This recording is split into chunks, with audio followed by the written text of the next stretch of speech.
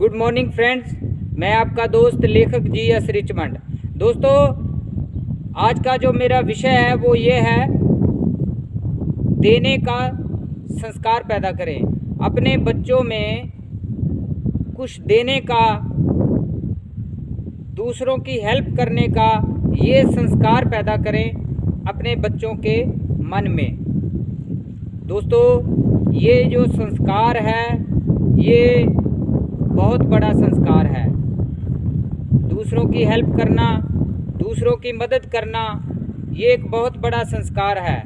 इस संस्कार के पीछे सारी सुख समृद्धि सफलताएं इसी के पीछे आती हैं। दोस्तों, अगर आप सोचें कि जो पश्चिम के लोग हैं उनके मन में ये संस्कार बहुत हैं। देने का संस्कार, बांटने का संस्कार उनके मन में ये बहुत ज़्यादा है। ये जो नेटवर्किंग सिस्टम है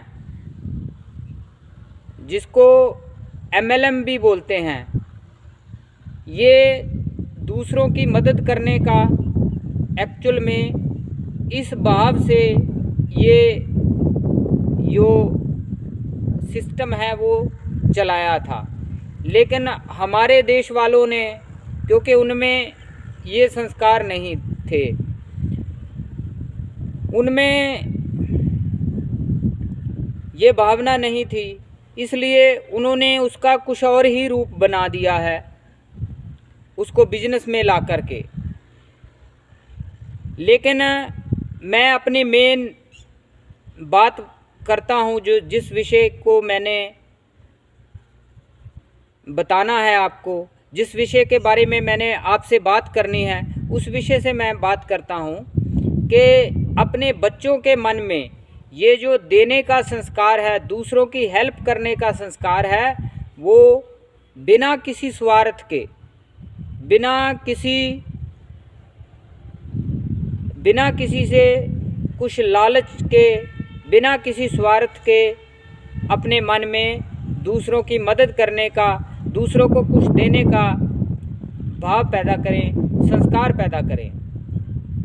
इससे क्या होगा कि जब बच्चे हमारे बड़े होंगे तो उनकी प्रारब्ध जो है वो ऑटोमेटिकली बढ़ेगी, जब ये संस्कार उनके मन में होगा। कहते हैं कि एक बार एक फ़कीर था। वो फ़कीर और उसका शिष्य था एक, वो किसी के घर में भिक्षा मांगने के लिए गए। कहते हैं कि वो घर बहुत गरीब घर था। तो उस घर में एक छोटी बच्ची थी। उस बच्ची ने कहा कि महाराज जी, हमारे घर में देने के लिए कुछ भी नहीं है। तो वो फ़कीर कहने लगे कि बेटा जी, अगर आपके घर में कुछ भी नहीं है देने के लिए तो आपके घर में मिट्टी तो होगी। आप ऐसा करें कि हमें एक बर्तन में कुछ मिट्टी दान में दे दें। कहते हैं कि उस बच्ची ने ऐसा ही किया। छोटी बच्ची थी, उसको क्या समझती। उस बच्ची ने ऐसा ही किया कि मिट्टी का बर्तन भर के उस फ़कीर को भिक्षा में दे दिया। तो फ़कीर वहाँ से चले गए। थोड़ी दूर जाके कहते हैं कि उनका जो शिष्य था उसने पूछा कि महाराज जी, ये क्या किया आपने, ये मिट्टी हमारे किस काम है। मुझे इस बात की समझ नहीं आई कि आपने उस घर से, उस बच्ची से मिट्टी दान में क्यों ली। तो कहते हैं कि उस फ़कीर ने जवाब दिया कि ये मिट्टी तो हमारे किसी काम नहीं है, लेकिन मैं उस घर से खाली नहीं आना चाहता था। मैं चाहता था कि वो छोटी बच्ची है, अगर इस समय अगर वो कुछ देती है, चाहे उसने मिट्टी ही दान में दी है, लेकिन उसके मन में एक देने का संस्कार पैदा हो गया है। उसके मन में देने का संस्कार पैदा हो, इसलिए मैंने उससे भिक्षा मिट्टी ली है। कहने का भाव है कि हमारे बच्चों में शेयरिंग की भावना, कुछ देने की भावना, दूसरों की हेल्प करने की भावना उनके मन में होगी तो एक तो इससे जो भाईचारा बढ़ता है, बच्चों के मन में समाज के प्रति जो जिम्मेदारी का, समाज के प्रति रिस्पॉन्सिबिलिटी का एहसास होता है और भी अच्छा उनके मन में जो संस्कार है वो पैदा होता है। सो कुछ देने की भावना, कुछ दान करने की भावना, दूसरों की हेल्प करने की जो भावना है, ये भावना अपने बच्चों के मन में हमें पैदा करनी चाहिए। हमारे स्कूलों में, हमारे जो इंस्टीट्यूशंस हैं, वहाँ पे कुछ ऐसी एक्टिविटीज़ होनी चाहिए, कुछ ऐसे प्रोग्राम्स होने चाहिए, कुछ ऐसी स्पेशल क्लासेस लगनी चाहिए, कुछ ऐसे लेक्चर होने चाहिए जिससे बच्चों के मन में ये संस्कार पैदा करने के लिए डिस्कशन हो। उनको कुछ ऐसी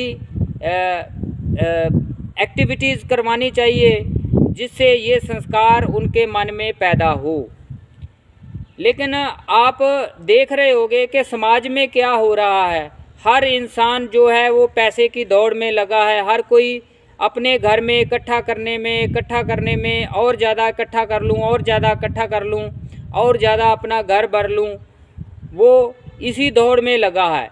कंपटीशन इसीलिए बढ़ रहा है, मुकाबलेबाजी की भावना इसीलिए बढ़ रही है कि हमारे बच्चों में, हमारे बड़ों में भी देने की भावना, संस्कार, दूसरों को बांटने की भावना नहीं है। अगर ये भावना हमारे बच्चों में, हमारे में ये हो तो हमारे समाज का भला हो सकता है, दूसरों का भला हो सकता है, हमारा समाज भी आगे बढ़ सकता है और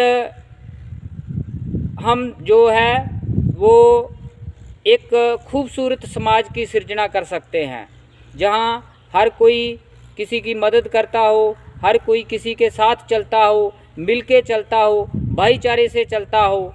ये संस्कार अगर बचपन में ही बच्चों के मन में पैदा किया जाए तो बड़े होके बच्चे वो एक खूबसूरत समाज की सृजना कर सकते हैं। उम्मीद करता हूँ कि आप मेरे इस जो मैं वार्ता आपसे की है, जो डिस्कशन, जो मैं आपको कहानी